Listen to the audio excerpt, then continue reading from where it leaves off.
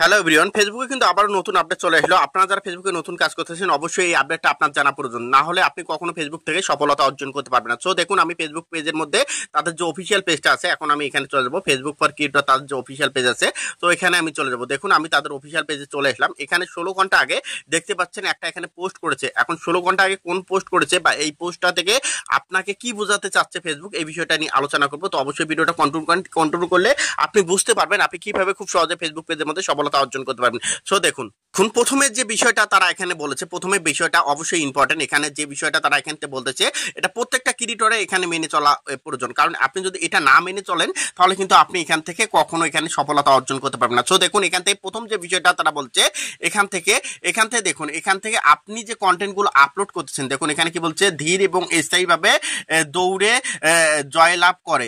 তো এখান থেকে আপনাকে কি বলছে, এখান থেকে ধীর এবং স্থায়ীভাবে দৌড়ে জয়লাভ করে। এখন আপনাদের জন্য দেখুন পরামর্শ দিয়েছে উপরে ফেসবুক। এখানে কি বলেছে দেখুন, এখানে অন্যান্য নির্মাতাদের জন্য পরামর্শ। এখানে কি বলছে, ধীর এবং স্থায়ীভাবে দৌড়ে জয়লাভ করে। তো এখানে কি বলছে, ধারাবাহিক পোস্ট করার গুরুত্বপূর্ণ। এখন আপনারা অনেকেই আছেন যে ভুলটা করতেছেন, দেখা যাচ্ছে একদিন 4টা কন্টেন্ট আপলোড করেন, একদিন 5টা করেন, একদিন সকাল 7টায় করেন, একদিন 8টায় করেন, একদিন 9টা করেন।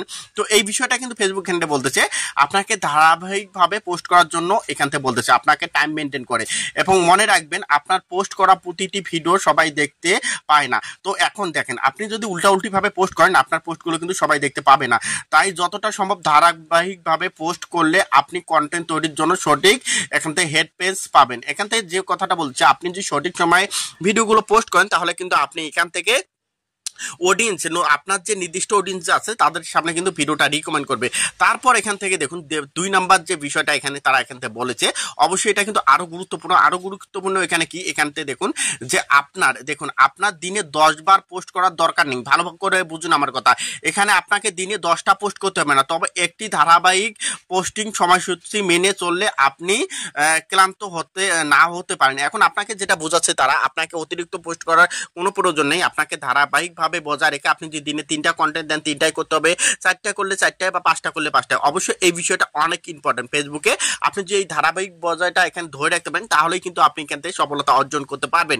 তো দেখুন পরবর্তী যে আপডেটটা এখান থেকে তারা দিয়েছে, পরবর্তী আপডেটে এখন আমি চলে যাব। এই আপডেটটা দেখুন, এখান থেকে অ্যাডভাইস, দেখুন এখানে অ্যাডভাইস ফর আদার ক্রিয়েটর।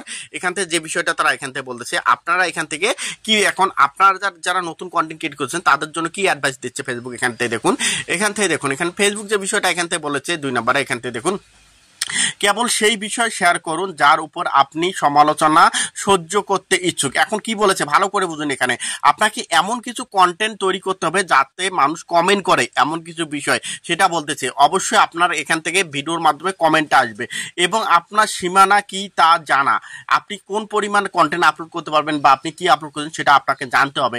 আমি আমার জীবনের, এই নিচে যে ক্রিয়েটর আছে ইনি বলতেছে, আমি আমার জীবনের অনেক কিছু অনলাইনে শেয়ার করি, কিন্তু এখন এমন কিছু বিষয় আছে যা আমি খুব কাছে এবং গোপনে রাখি। এখন এখানে সব বিষয়গুলো শেয়ার করা যাবে না, যেটা বলতেছে এখানে কমিউনিটি গাইডলাইন কথা, এখানে সব বিষয় শেয়ার করা যাবে না। অবশ্যই আপনাকে এগুলো মেনে চলতে হবে।